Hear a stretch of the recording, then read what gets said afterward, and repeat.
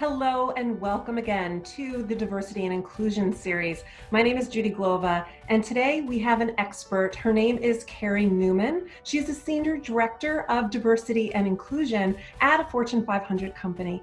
And today we're going to be focusing on how important it is to educate yourself as a leader about diversity and inclusion, as well as the tangible business benefits that come from your educating yourself. Hi, Carrie. How are you today? Hi, Judi. Very nice to be here. I am doing great. Yeah, well, it's such an honor to have you here. I know that you are super busy, so thank you so much. And first off, can we just get a sense as to, what's your background and how did you get into diversity and inclusion? Oh, it's a long and windy path as far as how I got here. I actually started out in a degree in management information systems, so technology, crazy enough.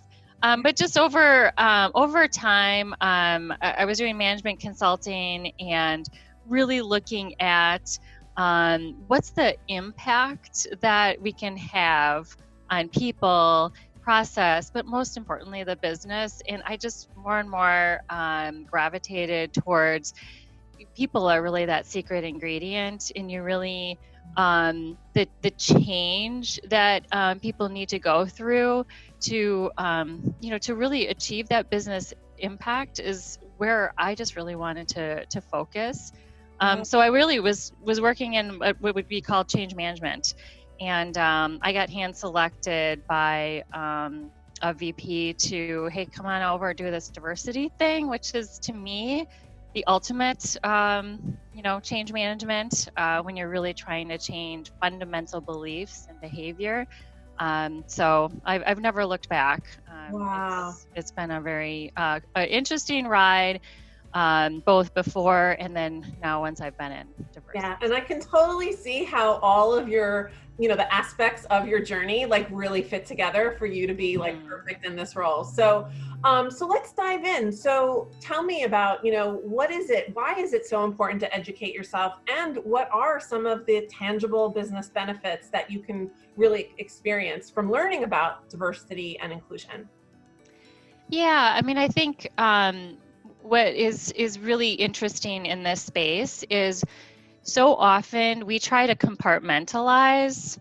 Here's the stuff that I do for work, and then here's the stuff that I do for my own personal development and growth.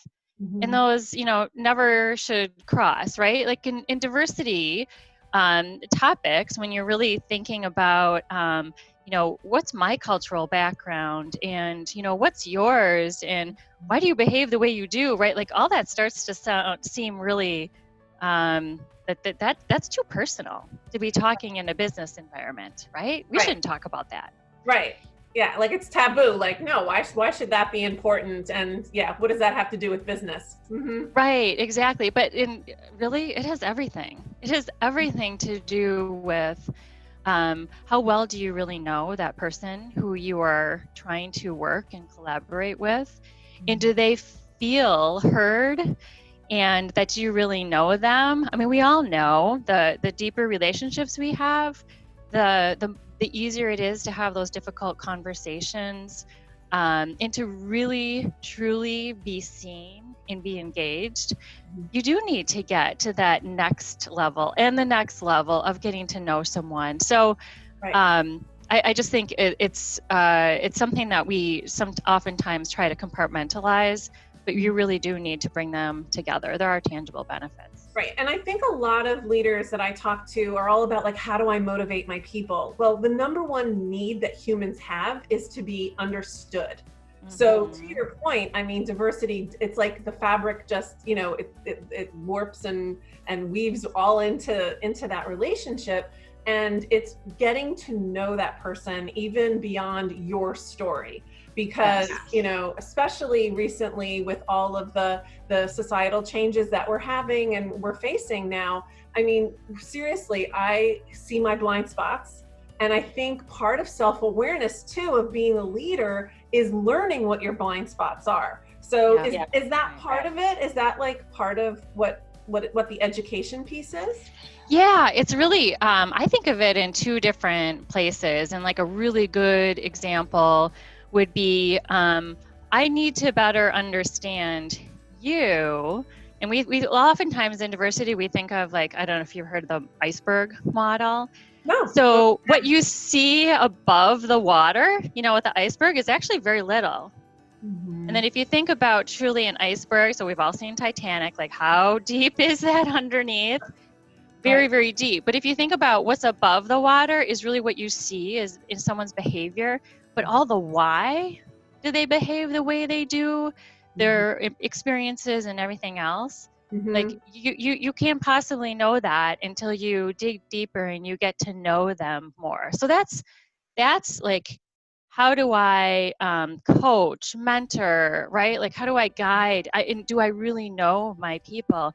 But then the other piece of it is, if I don't know myself and how I react in different situations, what are my triggers? How do I show up as my communication style and why? Right? Like, well, I was raised in a house. We always talk about this. I was raised in a house where we didn't talk about things openly. Like disagreements. My mother, quite frankly, just slammed a lot of cupboards. It didn't really talk about it. That's very good conflict resolution. Fantastic, right? I needed to really understand that is the environment that I grew up in, so that when I was in a business environment, like, what would be my natural reaction to conflict? And then, so I have to understand myself better too, and why I behave the way I do. So it's really those two areas to get to know others, and then to also get to know yourself, to show up as a better business professional. Right. And what's so funny is one of my superpowers is I love to ask questions. But I have leaders that I work with that are like afraid to ask questions. They're like, but I don't want to ask them because it's too personal. And like, this is business. So it's like, sometimes knowing ourselves is knowing like what we consider business conversation and what we don't, and what we consider like, oh, that's crossing the line, like that's too personal. But in some ways, people actually, obviously you'll get to know somebody if you start asking questions and they don't like to open up. Or it could just be like, maybe you're trying to go too fast. Maybe it could be your pace. But yeah, I totally see that, like, you do have to know a little bit about what are your scripts, what are your beliefs about asking questions and about getting to know people. How were you raised? How do you communicate your style, etc.? Okay, cool. All right. So if that's the first level of what we need to know, right? So then how do we take the next step and start educating ourselves? Yeah. I think one of the most important things that we can do is, so working in the diversity space, usually as a leader, there are certain people we recognize that maybe we don't, that are different than us, that are a little bit harder to work with. And I'm gonna, we can think about that, like it can be gender, it can be people of a different background, ethnicity, but it can also just be like, I might be more right-brained and the person I'm trying to work with is more left-brained. But like, how do we really start to figure out, how can I work with someone who's different than me? You need to get to know them. And so if I struggle working with men, right? Like, I'm going to really try to better understand. Or if I struggle working with people who, maybe even a different faith background, right? Like, if I've noticed this. So what I want to do is I want to get to know people like that better, right? Like, develop some relationships, but then oftentimes there's plenty of reading material, out there. There's books. If people are from different cultural backgrounds, you're noticing, might be a little bit like, I just don't understand. And I feel like I'm not asking the right questions. Oftentimes we say, start with movies, start with films, start with books. and pick one, one area that, really dive in, but better understand, what are some of their cultural practices? Why do they act the way they do? What are some of the traditions they hold dear? And why is that? So that when you have, conversations with them, then, and you can ask, you can also show them that you've done some of your homework. Oh, To try to better understand. Like, just even think about a simple example. I remember traveling overseas to France when I was, I don't know, my husband and I it was 20 years ago. But we took a language class just to like know a little bit of French. And that little bit of French that showed we were interested in understanding and we're trying made a big difference, right? Like, these American tourists who are just here and they're so annoying. But just like when we started trying to at least, say a little bit, it matters. Well, same thing in this kind of space. If you really take the time to get to know someone, their traditions and what makes them tick, like it matters. So I do want to actually touch on one thing because it's just coming forward for me. So people do think about diversity in terms of gender and race and ethnicity and religion, but sometimes there's those other areas that we don't always think about when it comes to diversity. Like sometimes it is behavioral. Like personally, I'm a big picture person. Like my eyes glaze over when I start looking at spreadsheets, Yeah. And people that are super, super detail oriented, I can kind of be like, So it's like, it's even understanding the diverse, like knowing yourself enough to know that you are a certain type of person, how you process information, how other people process information. Like I used to think that, people that were all in the details were like doing it to annoy me, Right. like a long time ago. Yeah. Yeah. I'm like, oh my God, like, why are you telling me all this? Like, I don't need all that. But then I needed to understand, like, no, that's how they process information. Like they love to start with the detail. And and the more I can, be a part of that conversation and be like, okay, well, if I'm connecting the dots, this is what the big picture. And they'd be like, yeah, like that's kind of what it looks like. So it's like partnering. It's learning how to partner with people. I think as part of the diversity piece is like being the partner. Would you? Yeah, and I would say, in the diversity space, if you've ever seen a model, it looks like an egg, but it's the dimensions of diversity. Okay. And it's almost like there's just so many different layers to people. And I think we just have to be open to all these different dimensions of a person that can make them just different. And be open to, right? Like they're not good or bad. It's just different. And then I have to understand myself and I have to appreciate that. And there's many things that you can't see. I have a son who has, ADHD and anxiety. I have been on quite the journey to understand when I see his behavior, what's going on, in his mind. You don't know, or someone could just be having a bad day. Like we just have to appreciate there could be very deep things or it could just be that bad day, but being open to, and just knowing that there's some of those dimensions that would, cause some of those differences and being willing to work with them, it just makes a huge difference. Cool. So can you give me some ideas or like maybe an example or two of real tangible business impacts that you've seen maybe in your career journey or in the leaders that you've worked with that you've really, helped and supported? Like, can you give me some examples of those? Yeah. A really interesting one that I've seen quite a bit is working with leaders, and in this case, it's leaders of salespeople. And a common theme that kept on coming up in our company is I have a really difficult time as I was talking with them about help me understand, are there certain kinds of people that you find hard to work with? A common theme that kept on coming up was, well, a work ethic. The people who don't seem to have like the same work ethic, that I do. I mean, I, grew up on a farm, right? Like I've got, right, like all that, just whatever, or in a small business, right? Like they seem to have a different, work ethic. And then when we talked about, right, like, well, do you know anything about their background? You just shared with me, like, that's an intrinsic value of yours. Have you had the conversation with them about like how they grew up and everything, else? But I've had those leaders come back to me and say, oh my gosh, we had the most amazing conversation about where they came from, and so their relationship was deeper, that person that's working for them, so think about engagement, think about retention. Those are in productivity. I feel understood to be more engaged. And then guess what? Like, you can ask those hard questions. Well, what's getting in the way? What are those obstacles? And they're going to share a little bit more because you've shared your background and you've been willing to go deeper.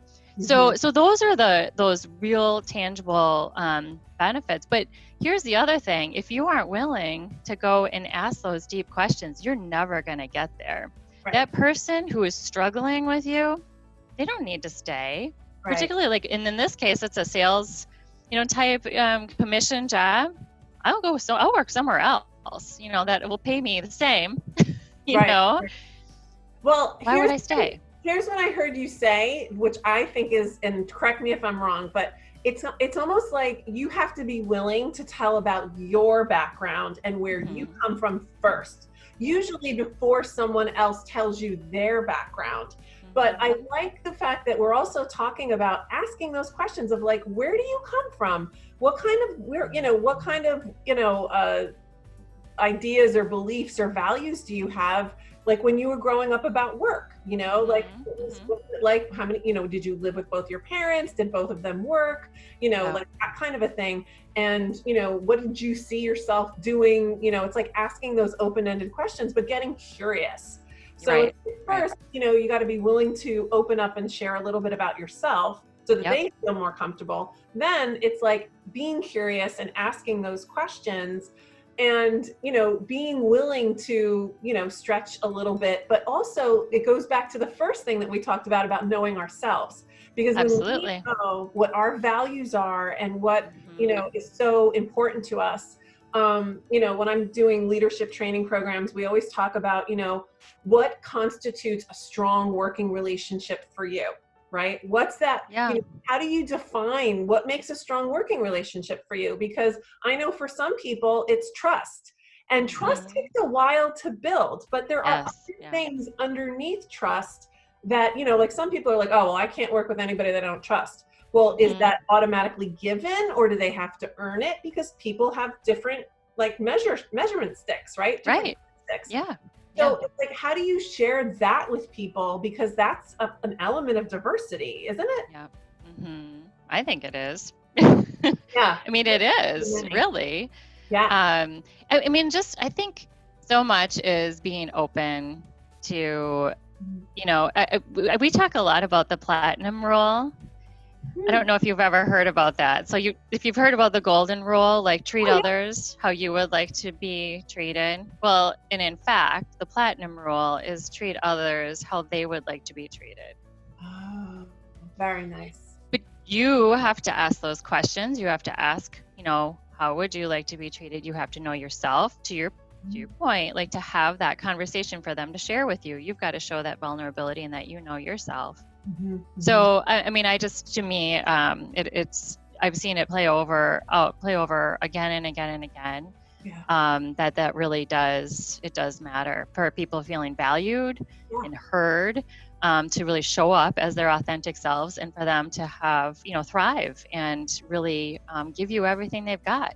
Right. And it's so amazing to me though, how some bosses never have those conversations with their people. Like to let them know, like, this is what my dashboard looks like this is what building a strong working relationship means to me. Like some people, it's like, I like to invite my people over for dinner. And it's like, if you don't come to my house for dinner, like, I don't really feel like we have a very good working relationship.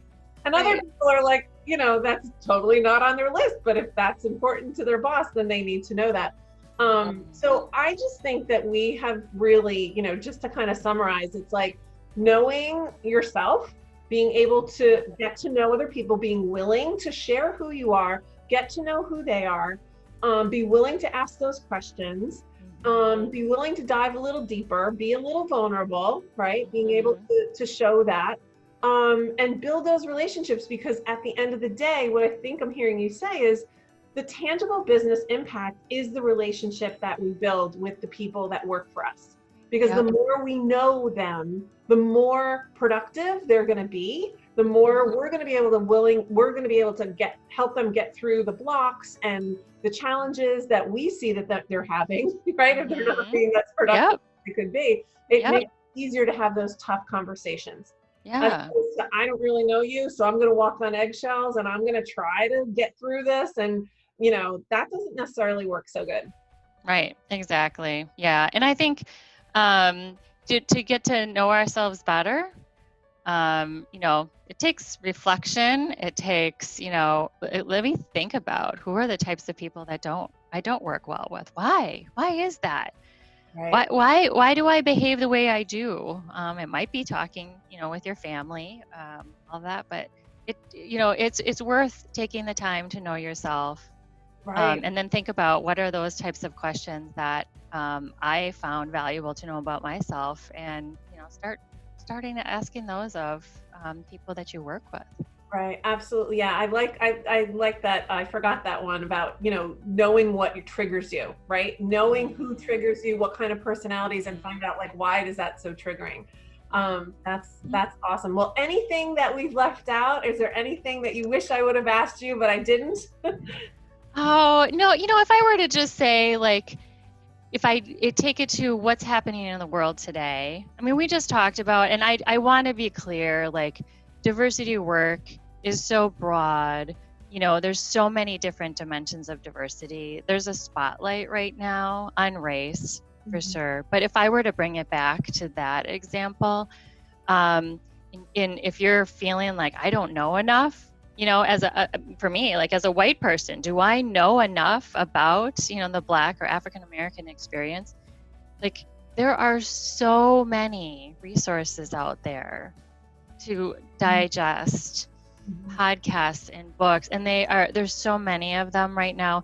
Like, that's just like another really good example. If you have African American, Black employees working for you, do the work yourself and try to learn and understand, but Mhm. showing that good faith effort, and then really getting to know them as a person, checking in on them, like, those go a really long, long way. So Yeah. I know we talked about all different dimensions of diversity, but if I can bring it back to that, what's happening in the world today, but I Mhm. would just be really clear, like, don't put all the work on them Right. to tell them, have them tell you all about, like, and represent their entire race.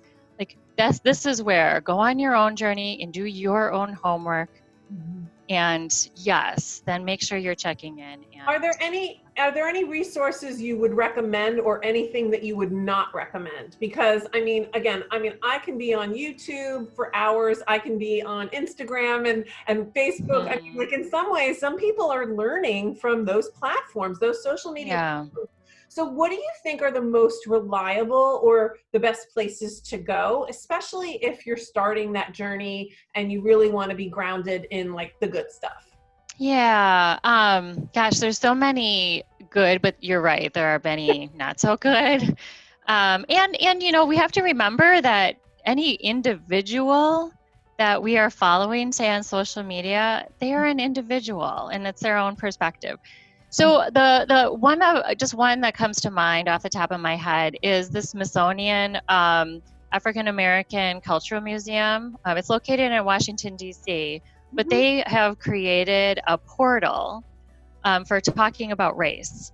And what they did is it's an amazing collection of some of the greatest minds who have been, talking about this and studying this for years. But it's nice, short, videos and podcasts, and even reflection exercises for, like, as an individual, because they have a whole section on white people, right? Like, trying to better understand this. Right. But it's got like all of the great books, or even an interview with Kendi, like How to Be an Anti-Racist, the author of that book. I mean, Mhm. just so many really, really good resources. Like, when I And can you think, repeat like, the name? So hold on one second. Can you just yeah, repeat the name of that resource again? How to Be an Anti-Racist. Right. And what was the name of the museum? Sorry. Thank you. It's the Smithsonian, the African American Cultural Museum. That it might not be exactly right, but if you typed in Smithsonian, yep. I'll make sure that the link is down below that everybody can access it easily, and as well as the link to the book. That's awesome. And before, I'm sorry I interrupted you. What was the other one that you were going to mention? Oh no, I'm just saying it's within there is Kendi's book, How to Be an Anti-Racist. They interview him as an author. There's, reflection questions. It's just an amazing, there's so many good ones, but I would say that that would be a fantastic place to start for someone. That sounds wonderful. Yeah, I'm totally going to check it out, and I will make sure that resource is down below for everybody to get really easy. And so Carrie, again, thank you so much. I am so grateful, honored, and privileged to have you here as an expert, someone that truly walks her talk, and you live in this space. You are the best person to talk to our leaders about this because you have firsthand knowledge. So thank you again so much. And Judi, I want to just thank you for asking me, because this is really fun to do. I really appreciate it. It's such an important thing for people to know and to dig into. So thank you. Awesome. All righty. Well, thank you so much. And everybody, I'll see you on the next episode of the Diversity and Inclusion series. Okay, bye for now.